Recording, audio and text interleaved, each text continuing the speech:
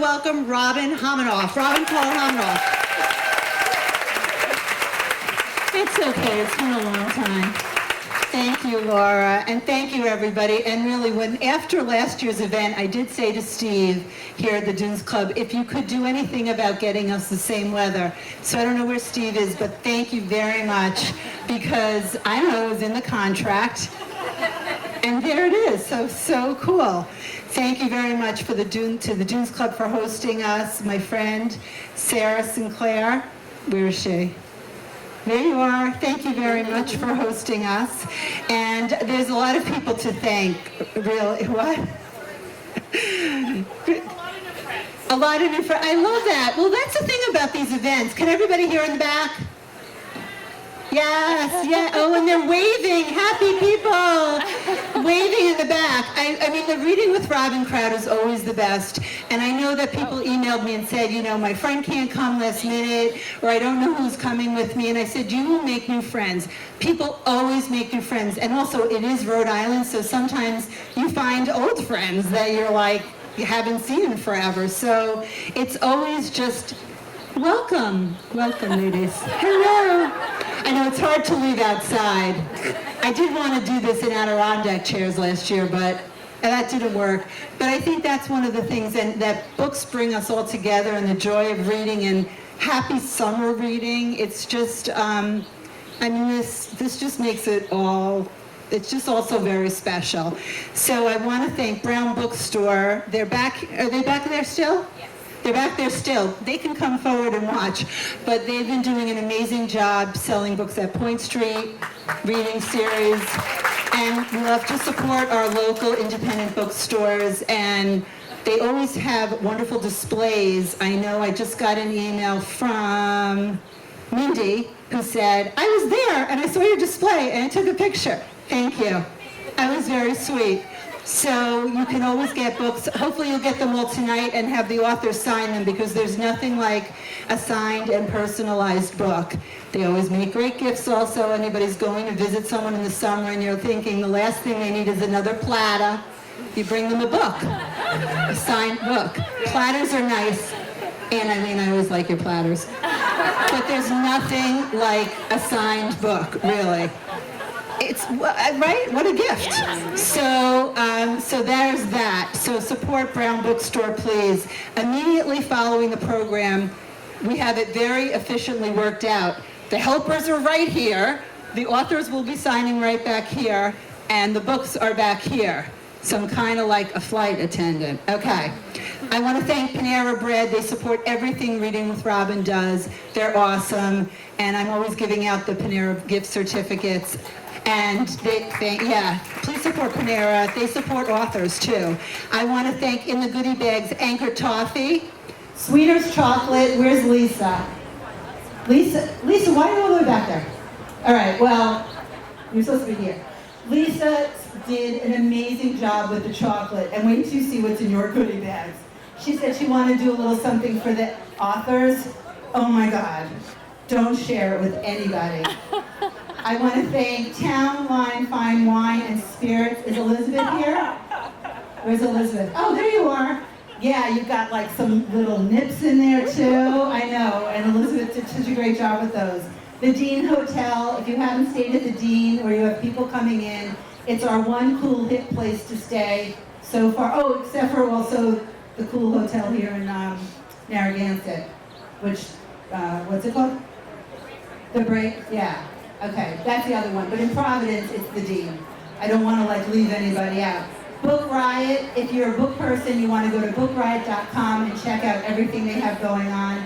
Domain Design, Mindy Wachtenheim's not here tonight, but she's always very generous to donate. W by Worth, New Skin, Lipo Luggage, and Wicked Tulips Flower Farm. As always, my friends and family who are always here to help me and remind me that I love to do this and to just, it's all gonna work out. And of course, Emma, Jen, Curtis, and Beatrice. So thank you, everybody. And have a nice ride home. So what I'm going to do is introduce each of the four authors, and they're going to each take a few moments to talk about their brand new books. And then we'll do the discussion. So first up is Emma Stroud, and who was here last year? Okay, so wow, a lot of new people too. So anybody who was here will remember that when the authors were asked, what book are you reading, what book should I read, the Vacationers came up all the time. So I thought to myself, as I was paying attention to the whole event, we got to get Emma Stroud here next year. So that night I went back home and I sent a little message and I said, Emma, we haven't signed a contract and I hope we're invited back, but will you please do summer 2016? So she said, yes. I was very excited. So thank you for answering my urgent message. Really, it was very exciting. So we're here to celebrate Modern Lovers, which came out at the end of May, and the cover looks like this. I mean, right? How cool is that to match your cover? And Emma is also the author of Laura Lamont's Life in Pictures and the fabulous short story collection, Other People We Married. I've loved them all. We've chatted about them on the podcast, and I want to welcome Emma Stroud. Hi. I think after this, I'm just going to quit everything I do, and I'm just going to try to be one of your family members, Robin. Because it seems like a really good gig. Everybody knows their angles. It's like, this is a smart group of ladies over here. There are probably some men in your family too. I don't know. I've only met the women, but they're good. Yeah, no, they're good. We picked carefully. You picked carefully, good. Hi. Yes, as many of you noticed, I am wearing a dress that matches my book jacket. It did not happen by accident. I convinced the illustrator and my publisher to let me make 2 outfits that match that I could wear on my book tour, which makes things really easy for me, because you don't have to think about it. Anyway, I'll tell you a little bit about Modern Lovers, which is my new novel. It's about 2 families who live on the same block in a leafy neighborhood in Brooklyn called Ditmas Park.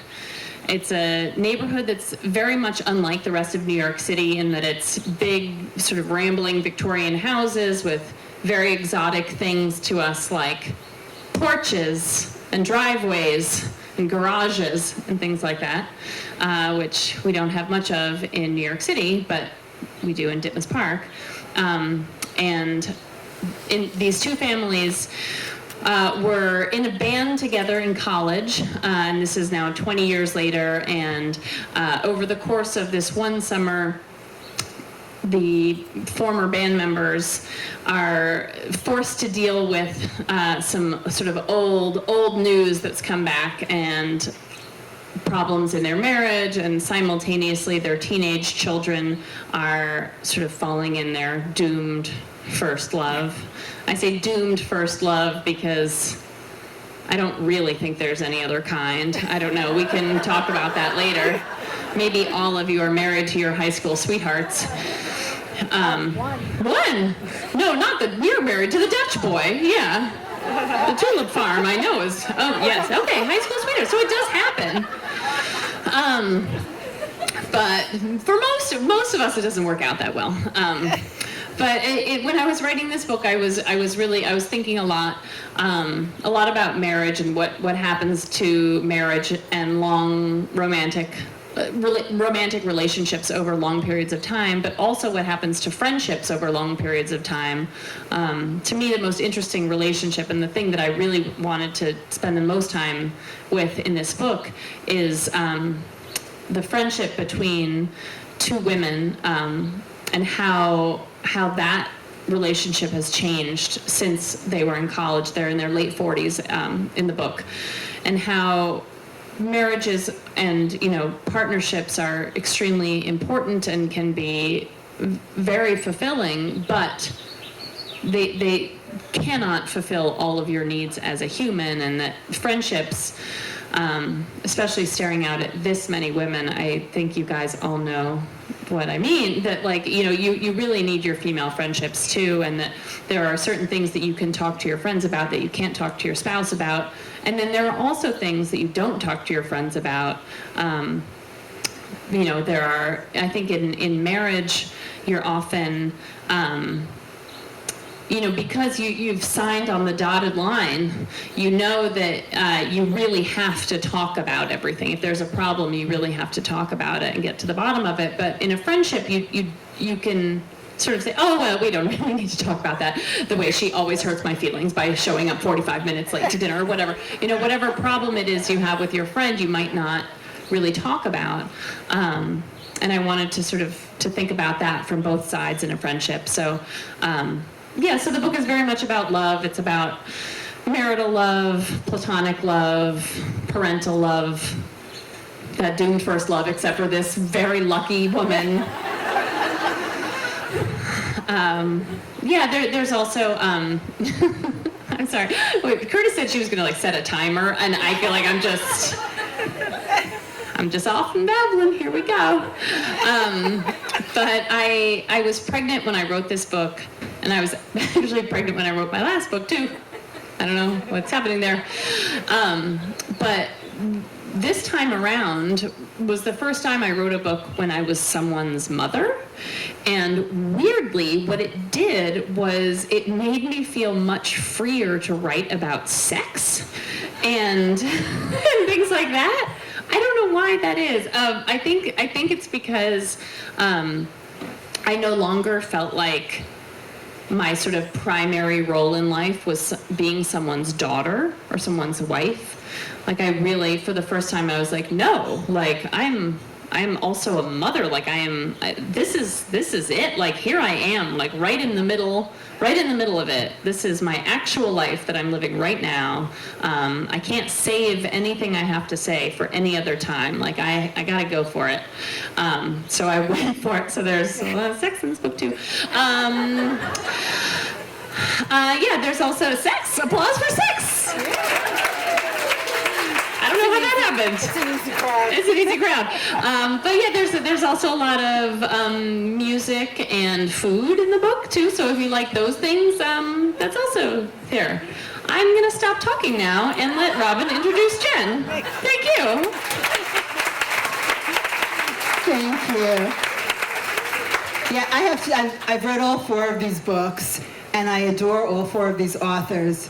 And I can't say enough. And so really, we make the summer reading books really easy. One of my friends did come up to me and ask to just pick 2. I won't say who it was, and I won't say which 2 I picked, because it's a really hard question, because you can't pick 2. I mean, there's 4. But anyway, next up is Jen Lancaster. I never want to miss a Jen Lancaster book, not ever. From Bitter is the New Black to Pretty in Plaid. Who's clapping? Is that Allie? Oh, Chris. Oh. Pretty in Plaid and The Tao of Martha. I remember seeing you on the Today Show doing the Martha thing. And I won't list them all, don't worry. And Twisted Sisters, I Regret Nothing, to the latest, just out yesterday. Pub Day is Tuesday, so yesterday the 21st. So I don't know who's read by the numbers, except for I did, and I'm not sure. Who else? Probably not. Did anybody read it? No. Okay, just me, huh? So good. Jen's Facebook posts and tweets are hilarious, smart, dead on, incredibly honest. Don't miss any of the Lancaster fun. Welcome to Summer with Robin. Jen. Hello. So this is not. You were wrong. This was off. Nothing to fear. There we go. Here we go. So, see, we were saying mean things up here, and people didn't hear it, so we were fine. We were fine. Can you hear? Can you guys all hear me now?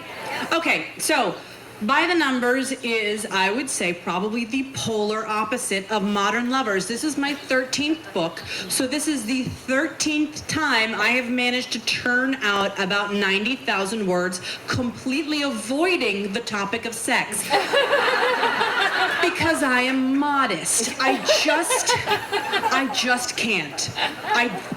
I just can't write a sex scene in an adult book. I'm sorry, I can't. So when you can't write a sex scene because it makes you embarrassed, you have to explore other relationships.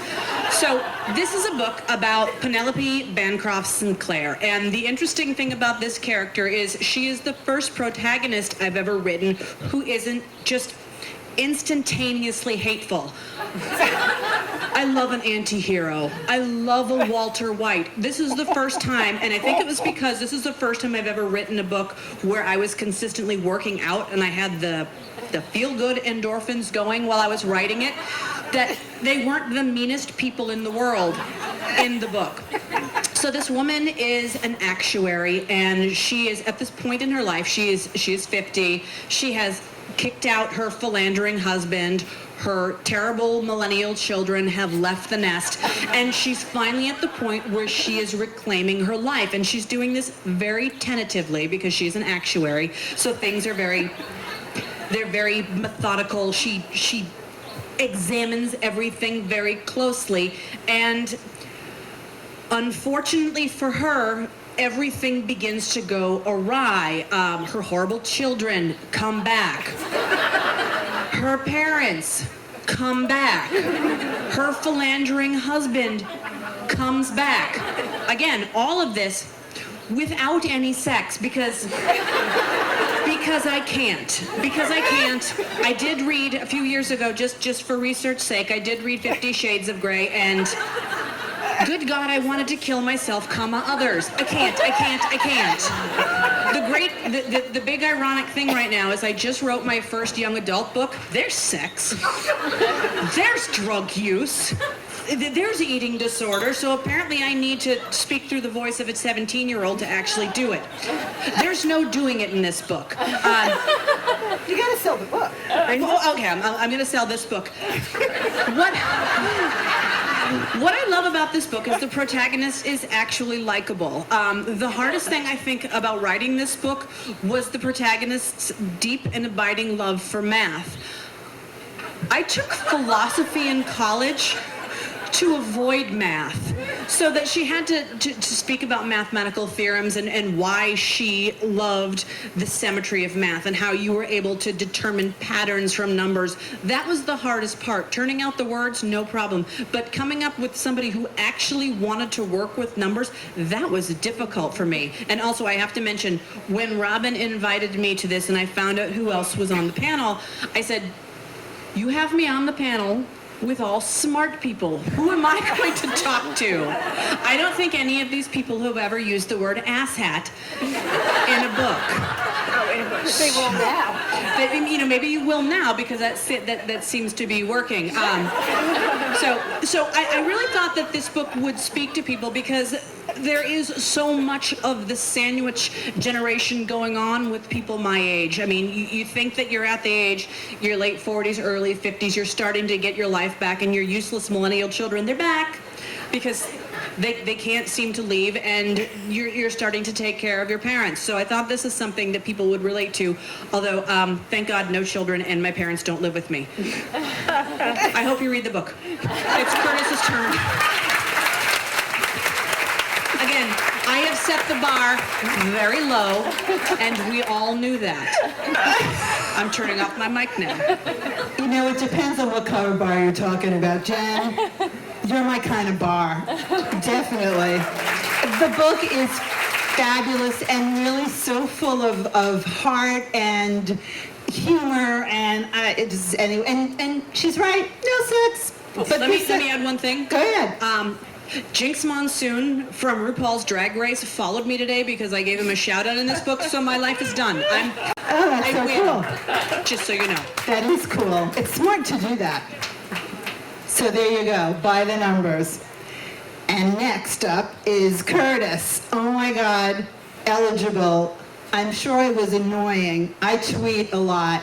When I was reading Eligible, I was over-tweeting. I loved the book so much that I wanted to share it because there were just, every sentence, I don't know, there was so much. So I was, and then of course I tagged Curtis, so you have to see them all. I could have just, I didn't want to do it without doing that. But I loved the book so very much. I mean, where are the Jane Austen fans?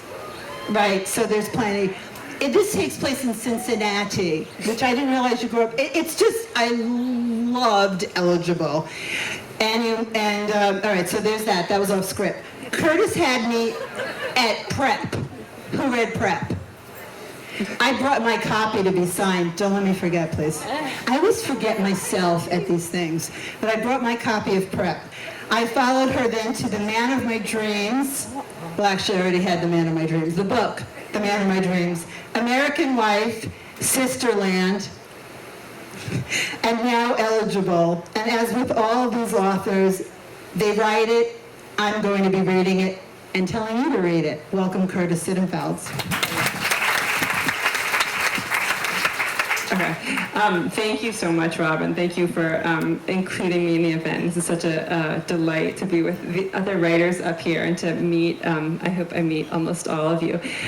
So I'll jump ahead and say there is sex in Eligible. So I guess that's the primary question. I because it's a modern retelling of Pride and Prejudice. I don't usually open with this, but I decided it to be respectful to Jane Austen. I had two rules for myself, and one was that I wouldn't have a longer word count than Pride and Prejudice has, which is actually, I have more chapters, but I do have a lower word count. And my other rule that I imposed on myself was I wouldn't use the word erection or any synonym, and I used it only once, so I felt like that was like relatively successful. And there's something I'm sure that some of you in this room are not necessarily firsthand, but maybe pop culturally familiar with. There's something called hate sex in the book, which I definitely did not invent, but I had the super awkward experience of my mom saying to me, "Now, Curtis, is hate sex a real thing, or is that not?" And so anyway, but there you might have heard there's advice to write as if your parents are dead, which is actually super grim and depressing, and I'm lucky that my parents are alive, but I sometimes have made a special copy of my books for them in which I remove all the sex scenes so that we can still enjoy Thanksgiving but with Eligible I didn't, so that can give you, there's like a medium amount of sex. There's not like an it's there, but it's not like on every page. So anyway, so I'll backtrack now and describe how I came to write this book, which is, but am I like too close or too far from the microphone? Just right? Okay. They'll tell you. Okay, he'll tell me. Okay, so in December 2011, two British editors reached out to me and said that they had initiated something called the Austen Project. They had called it the Austen Project, and they were asking 6 contemporary writers to each write one of Jane Austen, write a modern version of each of Jane Austen's novels. And at that point, they had assigned Sense and Sensibility to the British writer Joanna Trollope, and they said, would you be interested in telling your own version of Pride and Prejudice? And they did say, if there's a different one that you'd be more interested in, we'd be open to that too. And it was around Christmas time, and so I decided that I would reread Pride and Prejudice, which I had first read as a 16-year-old in high school, and then I think I had read it either once or twice since then. I would reread it, and then I would give them an answer, and I would think about if I had ideas. And basically, immediately, as soon as I started reading it from probably the first page, I thought, this would be so much fun, and I would get to live in the world of Pride and Prejudice for 2 or 3 years, and almost like, how could I say no to this? I would have to be very foolish. And one thing I always do want to say is that because of copyright laws, it's not like I had the special blessings or needed the special blessings of the Jane Austen estate, or it's not like the ghost of Jane Austen had come and tapped me in the night. Like, any of you can definitely, and maybe some of you can write your own modern retelling of Pride and Prejudice, and that's part of why they're so common, is that the copyrights have expired. So anyway, so basically, I thought that it would make me, this was my 5th novel, and I thought that it would make me use my brain in a different and fun and challenging way to borrow the existing architecture of a story and try to make it my own and try to strike a balance between, you know, what readers expected and without sort of making it overly similar. And one of the things that sort of, it's funny now because from the other side of this, from publication, I do get asked a lot, like some people say it to my face, and actually something I'm super curious about. I'm very curious if men ever get asked where they found like the confidence to write a certain novel. I get there's other words that sometimes are used, but I do get asked a lot where I found the confidence, and I feel like it sort of gives me an excuse that I can say like, oh, you know, I was asked to, or that's like. You know, it was, how could I have said no? But one of the ways that it was fun for me, so I have written these other books, and I've always been with the same publisher, and I really like my publisher, which is Random House.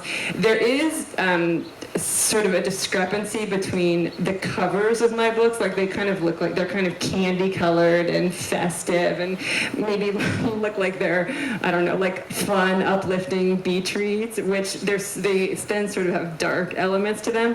And part of the reason that I was drawn to writing this version of Pride and Prejudice was that even though I think Austen tackles these serious economic issues and class issues, I knew that I would be writing toward a happy ending, and I felt like that would be, it would sort of affect every scene along the way.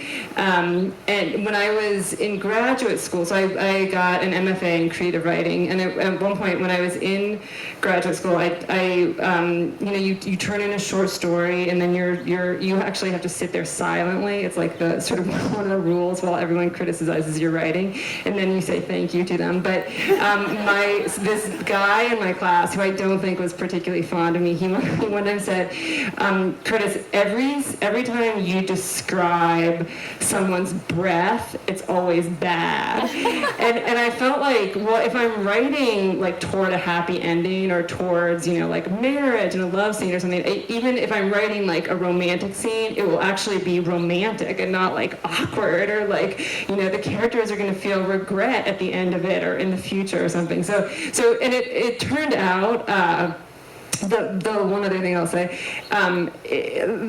basically my sort of fondest wishes for the experience of writing Eligible came true. Like, it was a joy to sit at my desk and live. I had 2 copies of Pride and Prejudice on my desk the whole time. I had my one from high school, which kind of made me sneeze, so then I had like a newer copy, and I referred to them very frequently. And for a long time, like with my other books, I had always shown them to friends or to my husband or my agent, sort of, you know, when I'd written 75 pages or 150 pages.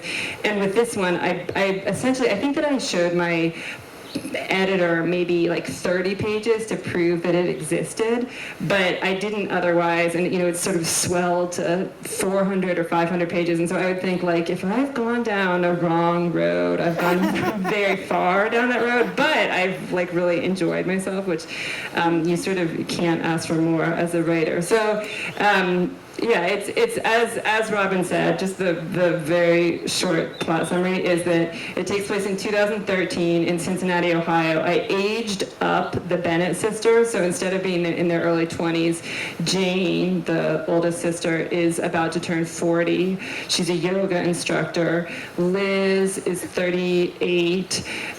She's a magazine writer. They've both been living in New York for the last 20 years. They come home because their father has a heart attack, and then the younger sisters are essentially not working and living in the crumbling family mansion. But yeah, I think that's it. It was a joy to write, and I hope that some of you will also enjoy reading it. I totally will enjoy reading it. It's such a great book. Oh my God. And was it that long? Was it 400 pages? 5?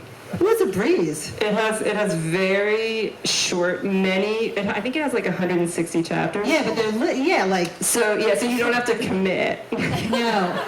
There's an ultimate commitment, but piecemeal commitment. But no, it just, I couldn't. There's a lot of white space. It's like an airy 500 page. I can't even remember. I couldn't put it down, so I don't know. I just loved it. Okay. And now, returning champ, Beatrice Williams, because she was here last year for who wasn't here. Kind of like that reference of the returning champ, all right? I do too. Elaine, glad you like that. Joins us with her brand new, and this one not yet released, so nobody, well I have, has read A Certain Age. It comes out next Tuesday, and huge thank you to William Morrow, your publisher, for allowing this. So it comes out, it pubs next Tuesday, but you can get it here at Brown Bookstore. So before anyone else gets a sneak peek, which is really fun, I think. If you're out and about with a book and people are like, wait, is that out? And you can say, well, not really. But I have it.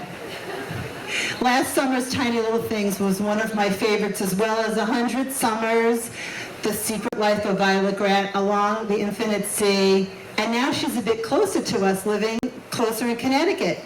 Closer-ish in Connecticut. You'll remember she was just moving last year.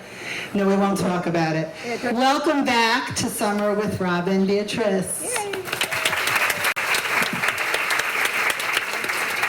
Okay. I don't want to knock my drink over. All right. Wait, where's the switch? I think you just talk. I think you just Am I on? No. Yes? Okay. Great. It's so great to be back here. No, it's not on. Is it on? It's on. Okay. I'll just hold it close. I am so excited to be back. I had the best time last year. You guys No, are it's not. amazing. Is it on the back now? Where's my switch? Okay. Is that the switch? Maybe.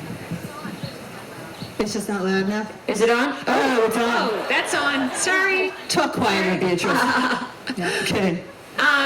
It's a great pleasure to be back. I had a wonderful time last year, and I was thrilled when Robin invited me back. I thought, gosh, because, I arrived a little late. It was my daughter's birthday, so I waited till the last minute to leave, raced, and ended up being late, and I thought, I'm gone. I forget things. Completely screwed. I know. I forget. I know, but she asked me back, and I'm delighted to be back. And then she told me who the other authors were going to be, and I literally almost fainted because, this is like, like being on stage with like rock stars. I'm going to totally embarrass Curtis because my father-in-law gave me a copy. My father-in-law is a huge book guy, and he loves to get like the hot new book when it's first out. So I have a first edition of Prep that he gave me, and I read this book, and I grew up on the West Coast and very sort of middle-class Seattle family, and I ended up at a quote-unquote elite university, and then came to the East Coast, and my husband's sort of social register type family. So I was like, oh my God, like learning the just, and I was an anthropology major in college. So, this sort of anthropological study of like the outsider coming into this East Coast prep culture. My husband literally has pink polo shirts. So, I was like, oh God, this book is about me, except not quite actually, but I really related, and I love this book, and I'm just really thrilled actually to be up here with all of you. I feel, like, oh God, I've got to be worthy here. A Certain Age, my latest book, again, it's out next week, so I'm very excited to be able to give it to you guys before it's out. I was kind of a geek growing up. I'm still a geek. The great thing about being a grown-up is that the things that made you geeky as a high school student can make you, money and a living when you're older, which I'm trying to, my oldest kid is very much in my mold, so I'm trying to explain this to him now. But my parents, and like I said, we were a very middle-class, family. My father's an engineer, my mom was a homemaker, but they were intellectuals, and we had zero pop culture in our house. Our vacation every year was a week at the Ashland Shakespeare Festival in Ashland, Oregon, which I was so excited when I was 5 because I was like, we're going to a festival, there's going to be rides and music, and it was plays. But it was great, though. They had it's wonderful outdoor theater that is a replica Elizabethan theater before replica Elizabethan theaters were a thing, and we saw Taming of the Shrew and The Tempest. I still remember. I was 5. I was not allowed to go to Richard III. That would be inappropriate. But But I just had a wonderful time, and we went to this Seattle Opera. We had season tickets from the time I was about 8. I remember going to a performance of Lucia di Lammermoor where there was a bomb threat called in halfway through, right before the mad scene, and we had to all exit. And anyway, so this was my, when I was in 4th grade, and we were asked to be like, who's your favorite actor and actress? And I'm like, Renata Scotto and Placido Domingo. So you can imagine the ostracism. And this all relates to my book. So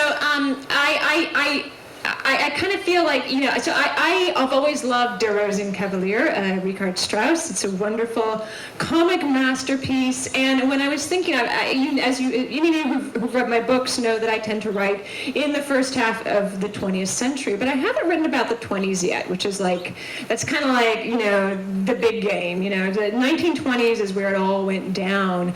All these changes in society and in every sphere of our existence in Western civilization changed in the 1920s. From sex, yes, so modern sex was invented in the 1920s, and there is sex in my book. In fact, my editor made me add more sex. She said, there's not enough sex. I said, what do you mean there's not enough sex? But anyway, so I had to add more sex. And all these things took place in the 1920s, and I have been wanting to write about the 20s, but I really wanted an idea that really expressed all these things, a story that would be a great vehicle for talking about the story of the 20s. And it occurred to me, and I don't know how, you get these ideas going through your head, and I was thinking about Der Rosenkavalier and how it's a story, and it was actually written in 1911. It was considered a fairly modern by Richard Strauss, who was actually a modernizing composer. He was sort of like the heir to Wagner, and but Der Rosenkavalier is actually set in 18th century Vienna, and it's about this lovely woman of a certain age who is in her sort of late 30s, early 40s, and she's been in this loveless marriage with this very high-ranking, aristocratic general, the field marshal, the marshal. So she's the marshalin. So my character is Teresa Marshall of New York City. And she, trapped in this loveless marriage, she ends up having an affair with this very young man named Octavian. And the opera starts out, literally they're in bed together, which, how do you top that? So my characters do start out in bed together. And her cousin Ox comes in, and he is this rambunctious country cousin, and he's just fallen in love with this young woman named Sophie. He's fallen in love with her and her money because she comes from a very nouveau riche family in Vienna. Her father's recently been ennobled because they've made a lot of money. And so Ox wants to propose to her, and there's a tradition in the family that when you propose to the lady of your choosing, you choose a cavalier, a young man, a cavalier of the rose, Rosenkavalier, to present this heirloom silver rose to your intended, and so you're sort of engaged by proxy. So Ox comes to his cousin Teresa, the Marshallin, and says, do you have any young men who can do this for me? And she goes, well, he's hiding under the bed right now. And so Octavian goes and presents this rose to Sophie, and of course Sophie is this sweet young ingenue, and they fall in love, and so it's this love triangle. And what I love about this story, you're supposed to root for the young man and the young woman in the love story, but you also feel this tremendous empathy for the Marshallin, who performs this wonderful act of grace at the end of the opera, just so beautifully. It's just a magical moment, and that was really what I was writing toward this entire book, and of course how to translate that in the 1920s, which was all about young versus old. Again, this is why I thought finally I found the right story to tell the story of the 1920s. Young versus old. This whole culture of youth comes up in the 1920s, where the old people are the ones who got us into World War I. We can't trust them. We are, this is going to be about us now, and so you sort of lose all the inhibitions. You stop worshiping, youth, age and experience, and you start worshiping youth. Old money versus new money. That's a big one in the 1920s with all this new wealth being created all these themes, and I just kind of, I loved getting into this story and really retelling this as a 1920s story. It just fit so perfectly. And my major challenge, of course, was that there actually isn't that much plot in the opera, it turns out. You know, they sort of meet, and there's these sort of amusing moments, and there's these scheming servant subplots that really don't sort of translate well in the modern era. So I had to invent a murder mystery, and so I invented this murder mystery. And then, of course, my other challenge is that, you know, Octavian starts out in love with Teresa, you know, declaring undying love for her in Act 1, Scene 1. Act 2, and he immediately falls in love with Sophie. So that's a bit of a problem from a likability perspective. And so I had to sort of give a little more oomph to the love story between Octavian and Sophie, because we have to kind of root for them as well as feeling empathy for Teresa Marshall. So I'll leave it at that. I had the most wonderful time writing this. It was so neat to be able to, you know, I have, you know, whenever I'm on Twitter, or whenever I'm just reading the news and I see something and I'm like, I gotta comment on that. I have these very strong feelings, and I'm like, no, don't do it. Don't hit send. And I can put it into a book. I can say what I mean to say in a book, and through not necessarily through exposition, but just through what my characters are thinking and saying and doing. If you kind of read what all my comments that I erase that are supposed to go on the internet are all in the book. So anyway, that's all I'm going to say. I hope you enjoy it, and I'm so excited to be up here with these amazing women. Thank you. Okay, so now we have some questions, and jump in, or maybe I'll call on people, but everybody's on book tour right now. Or Curtis, are you still on book tour? Okay, this is special. This is special because book tour goes for just a certain amount of time. But I always wonder, and we were talking about Jane Austen, like, what do you think Jane Austen would think of this book tour, and what you know, like, what do you think, and what would a Jane Austen book tour look like? Emma's book also has some Jane Austen references, and we all know Jane Austen, but I was just kind of thinking, what would that look like?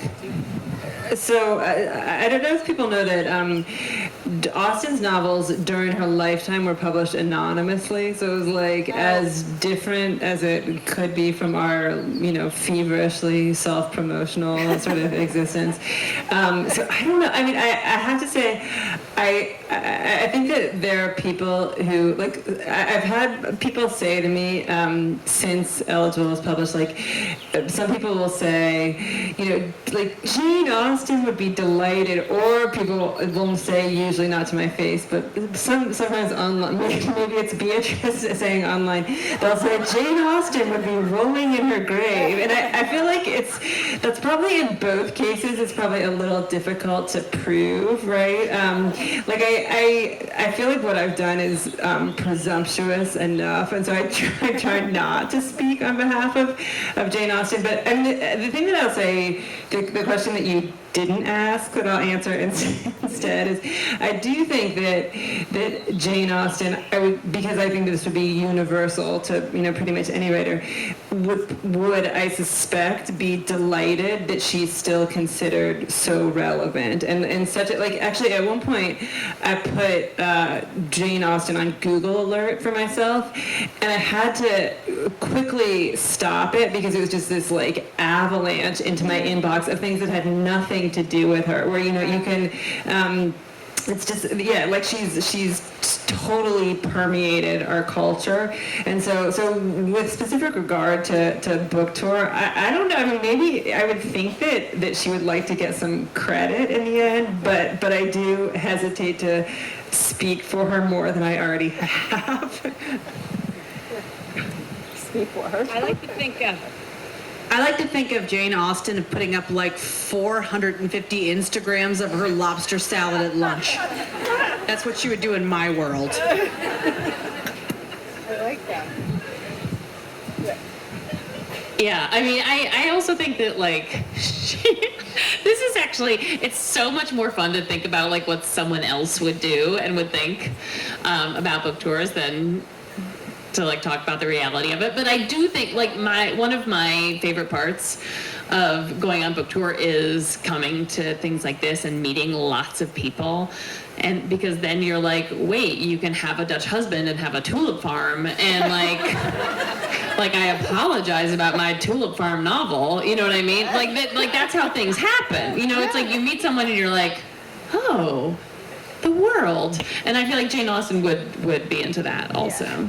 I like that.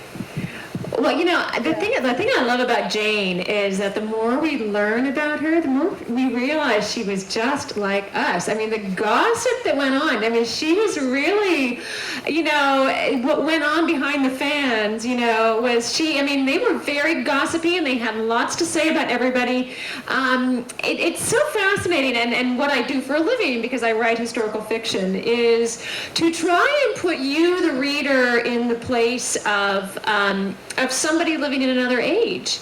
And I was talking to I was doing an interview last week with this woman who sort of, well, you know, Octavian just obeyed everything Teresa told him, and I was sort of explaining, and Teresa, you know, she did the way she treats him, and I was trying to explain what it was like to grow up as somebody in, Gilded Age New York, where, you know, your parents, you know, basically you saw them an hour a day, and you were married off at a very young age, and you just had no reference points for, you know, and so trying to put yourself in the place of somebody who lived in another era. And so of course Jane was, you know, she seemed very concerned about propriety, and this was a very important issue for her.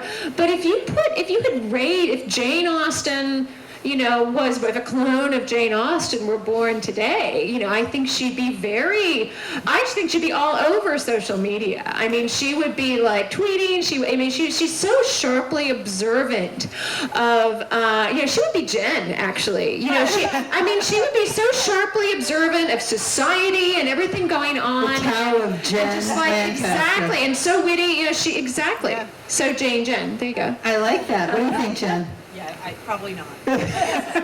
Too much sex in the Jane Austen books, yeah. And also, so now when you talk about book tour, tell us, you know, a little story maybe of something unexpected that's happened at book tour, someone that's shown up, or just something that, I mean, anybody that's been to Chris Bajalian, we all know the Chris Bajalian underwear story. Yeah, I know you know it. If you haven't heard the Chris Bajalian underwear story, you really should. But yeah, something that, yeah, it's a good story. But something unexpected that's happened at book tour. Can you tell the story? I can't. I don't know this story. I can't tell it. I can't do it justice. Yeah, it's just you'd have to hear it. He tells it once in a while. But I mean, you know, when you're at book tour, people come up to you. Sometimes people you haven't seen in a long time, or tell you their stories, or maybe their story for what you should be writing. I mean, has anything happened like that where, you know? My third book is called American Life, and it's a fictional retelling of the life of Laura Bush, and it definitely really is fictional. Like, it sort of borrows the biggest events, but then it you know, makes up almost everything else, scene to scene. And I am definitely a Democrat, but the book is not satire, which makes it, you know, sort of a little bit hard to explain, or you know, it's sort of a strange novel. It was very, thank you. It's very fair, apparently. So I will say that people often say to me, "Have you ever met Laura Bush?" No. I one time went to hear her in an auditorium with like 5,000 other people, so we technically have like shared the same oxygen. And I don't anticipate that I'll ever meet her. And people say, "Has she read it?" And I say, I actually don't think she has, because you know, I think that she has mechanisms for sort of tuning things out that most of us probably don't have, because we're not so used to being, you know, objects of public attention. But probably like, you know, a handful of times I've had people come up to me and say, "I know Laura Bush because," and it'll be in some cases it's people who've worked very closely with her, and sometimes it's sort of a social relationship, and I always get super excited, and they say, "Will you sign my book?" And I get super excited, and I write my email, and they say, like, "I'll tell you what I think," and I never have heard from any of them. So, by the way, if I said this to someone, one. If I were Laura Bush, I would not read that book either. So I don't fault those people, and I don't fault Laura Bush, but I do. So it's almost like I'm trying to strike up a really chummy relationship, but I haven't succeeded. Maybe tonight's my night. I have a sort of it's like not really related at all, except that it's I think it's funny, so I'm gonna share it anyway. So when my last book came out, when The Vacationers came out, when I first got my galleys, the book wasn't even out yet, but I was in I was living with my husband and our infant son, in Nashville, Tennessee for a semester because I was teaching at Vanderbilt, and my favorite show at the time was Nashville, which is still a good show. It's not as good as it used to be, but it's all right. We can talk about that later if you want to. But I was like, I have the greatest idea. I'm living in Nashville. Here we are. They were filming all around Nashville. I said, I'm going to send copies of my book to everyone I love on the cast. Because this had actually turned out really well for my dad, who is also a writer, who gave copies of his books to all of his favorite actors on One Life to Live, the soap opera, and it landed him 2 best friends. I'm not kidding. He made best friends with the entire fictional Landview Police Department. He wrote a graphic novel with Detective John McBain, and yeah, I love him too. He's amazing. And then my dad got a bit part as a blind retired police detective. So I was like, I am in. Like, I am so gonna be on Nashville because that's how this works. So I sent out copies of my book to, like, I would say like the top 6, like my top 6 favorite people. Got it. And I heard from no one. And then, like 6 months later, I got a signed 8x10 glossy photograph of Connie Britton in the mail. That's my whole story.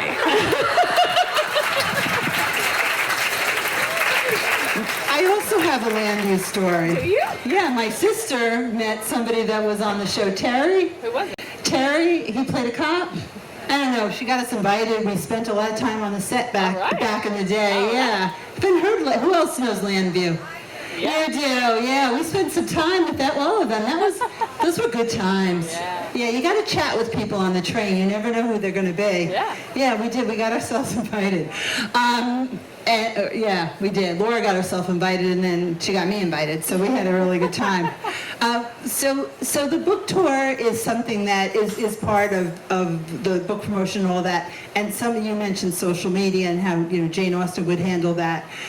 For me, it could be, it's very addictive, right? But how important is it to promoting the books and staying in touch with your fans? I don't know, is everybody pretty much on Facebook? Yeah, they're busy reading, I guess. Well, if you are, follow everybody, because it really does. And what are some things that are helpful? There are so many books out there to read, but for your fans to want to really support their favorite writers, talk about some things that are really practical, helpful things that readers can do. If you are happy with an author, if you have enjoyed his or her book, please, please, please put up a review. It's like putting $1 in an author's tip jar. It only helps. It's such a good thing. It's such a, what is the word, mitzvah? Did I use that? Yeah, it's such a mitzvah. Please do that because it will counterbalance all the people who leave 1-star reviews saying the book arrived torn. I don't work in the packaging department. I can't help you with that. Oh, also, do you want to hear about me accidentally committing bioterrorism on book tour? Yeah. Okay, book tour is really great because you get to meet the people who give you your job. It's amazing. It's amazing, but you get to meet them in 30-second increments. So ideally you would get to spend more time with them. So I used to go on much more extensive tours than I do now, and it sounds like, oh, it's so glamorous, it's so fun, but no, it's up at 3 in the morning getting TV ready to go to the airport, to do morning TV, to do interviews all day, to go to an event, to eat a turkey club sandwich at 11:30 at night, to go to sleep for 3 hours, to get on a plane the next day. So it's a great way to sell your books, it's a great way to get in front of people, but it's also a great way to go to an airport bathroom and to be so tired that when you hover, you miss airport after airport after airport. So I, honest to God, think I might have ended up on a terror watch list for committing acts of bioterrorism, like in Dallas and then in Nashville, like all across the globe. I'm leaving breast milk everywhere. I'm so not kidding, including at the Dunes Club. Anyway, go on. No, that was the whole story. Cool story. Jen, I feel like since we're almost all women, can't you just put toilet paper on this seat and like make yourself comfortable? There's actually no need to hover. I don't know. I mean, it wasn't even like I was like a foot away, just like I think it was impacting the people next to me, like bad. I feel like you should relax. I mean, I probably should just sit. I don't have an end to the story. No, but we're going to want to hear if the hovering has continued. People will start sending you like special paper, right? Because do your fans send you things? People send you things, like your fans? Do you get presents? People look up, no. People look up real estate transactions, find my address, and send me things. Don't do that. Toilet seat covers? No, just, it's creepy. People come to my house. Don't come to my house. It's creepy. They do? More than 5. Yeah, when I see a carload of women that unload at my house and knock at my door, I don't answer. Maybe they have to hover. I mean, I love my readers. I think it's great, and I think it's so exciting that I am approachable enough that here I am telling you about peeing in airports everywhere, just violating so many floors, and that's relatable, and people do that, but that doesn't translate to show up at my house. If you think about, like, should I go to Jen's house? I think you should think, no, that's a bad idea. So we're canceling the field trip to Chicago. I had it sold out. It sounded like the one you talked about at Turks and Caicos. But we won't do that. See, that's appropriate. Do that. Do that. Okay, we'll have to plan that. Robin, can I say something? I feel like actually that is one of the nicest things about social media that,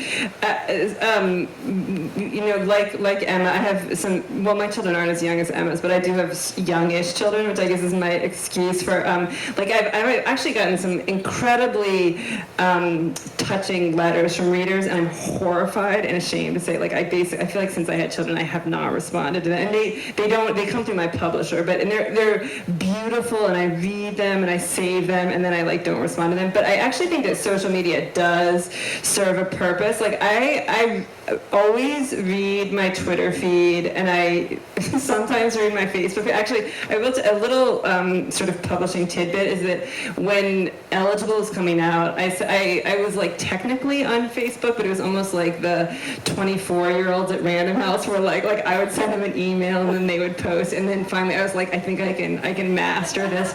But I said to them, on a scale of 1 to 10, how important do you think it is for me to be active on Facebook? And they said 8 or 9, which I thought was very interesting. But I think that if you sincerely, I mean, even not that sales don't matter. Obviously, sales matter in terms of like the. Brown book stores. But even apart from sales, if you say to a writer like, "I loved your book," or I appreciate that, and I think for me especially, and it seems like writers tend to like Twitter a lot. It's like manageable, and I can say thank you, and I don't have to write like a 3-paragraph letter back. So I feel like there can be these very sincere, even and moving exchanges that are not taxing to either party and are actually not at all creepy either. So I feel like, take advantage of social media. And most writers are themselves, it's like writers are not big enough celebrities to have like someone else. I mean, They are to me. Some are. So They are. thank you, Robin. They Thank you, are. They Robin. are to me. You talked about the 24-year-old.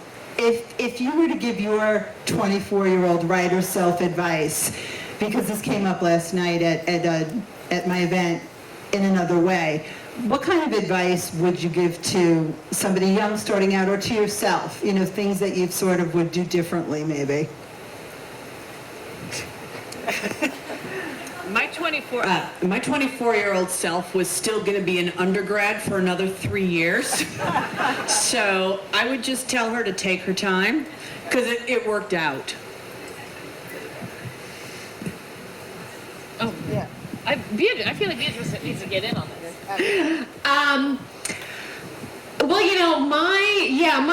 I had this British father who I was sort of one of these people who always wanted to write and wrote a lot, but my father was sort of, for some reason, interested in me being able to make a living, which I guess was a good idea. He actually told me I should be a computer programmer, which was probably a good idea because I grew up in Seattle in the 1980s, so that would have been probably a good gig for me, financially anyway. I guess, and I'm in somebody who I really needed the confidence to become a writer because, and then getting back a little bit to, what the others are saying, we do treasure all these, positive emails and Facebooks and tweets that we get, because you never know when an author has just gotten one of those really bad tweets or Facebook messages or something, some sort of bad feedback, and you try to let it roll off you, but it doesn't always. And so getting that message at just the right time can actually restore your faith in your ability to write at all. So, if I could just go back to my younger self, I would say, I'm glad that I went out and sort of got the MBA and did the management consulting, because at least I know that that's not my calling. And it's, just to stick with it and to wait for the right moment. I had kids. Even if I walked out into writing and showed my work to somebody and they hated it and I got nothing but rejection, at least my kids still loved me, So that was, I think, for me, the turning point for being able to sit and seriously write for publication. So I would just tell my younger self to stick with it and to wait for that right moment and just to gather up everything that you've learned in those years in finance and that world, and bring it into the written work. I would say go to Hawaii. Take a lot of really Wear a long bikini before, you should always wear a bikini up until the point where you have your first. Just wear a bikini all the time. Yeah, don't stop. Don't take it off ever. I don't know. I mean, you can wear a bikini. You can still wear a bikini. I've had 4 kids. I can't wear a bikini. Doesn't matter the way. Yeah, seriously, no. You don't want to see it. I bet she looks pretty good in a bikini. Anyway, I would say take a lot of long flights that you wouldn't want to do later on, especially if you have small children. But that's just what I'm consumed by at the moment. I don't know. Yeah, I feel like it's all the same advice. Keep on trucking, that kind of thing. I don't know how many people do audiobooks and who would prefer to read a real book, but I was at an event where somebody in the audience asked if it's cheating to listen to audiobooks, which I thought was interesting. Do you think that they're reading cheaters? I don't. Why am I having so much trouble? You're having a I little don't trouble. see how it's cheating, because a lot of times I listen to things when I'm walking my dogs, when I'm doing the dishes, when I'm doing things where I can't have a book when I'm driving. I think it's a great alternative when you can't have a book in front of you. It's just a very different experience with the book. If you remember a few years ago when you couldn't even have your electronic device on when the plane took off, I did this experiment where I had a paper copy of a book and an electronic copy of a book.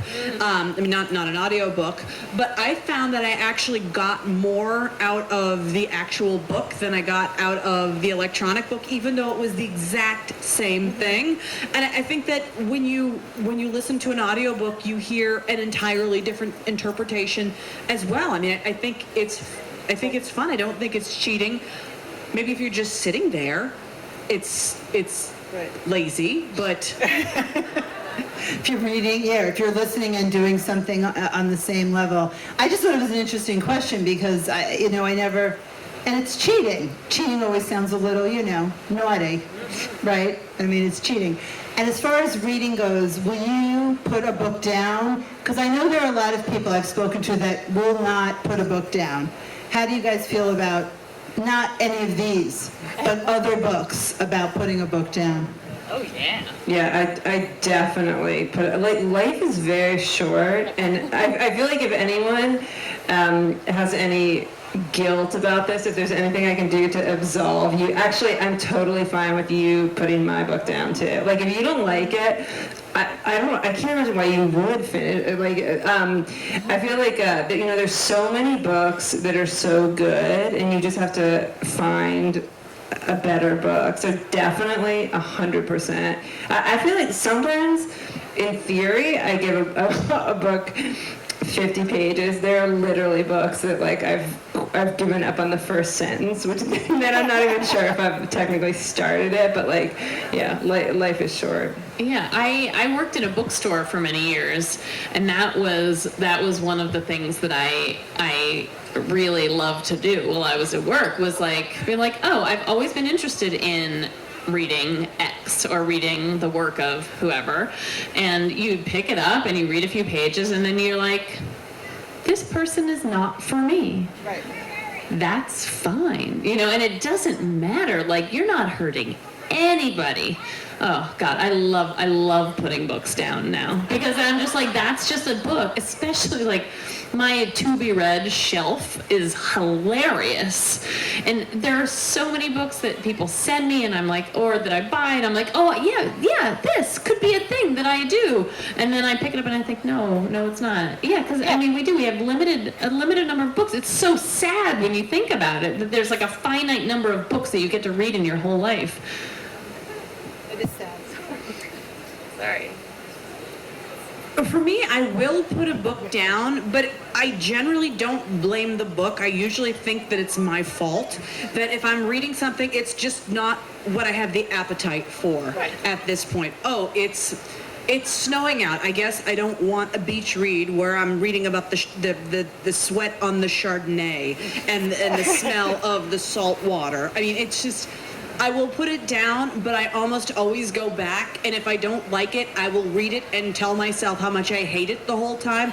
And then when I'm finished, I will go and read all of the author's bad reviews, and I will congratulate myself on my good taste.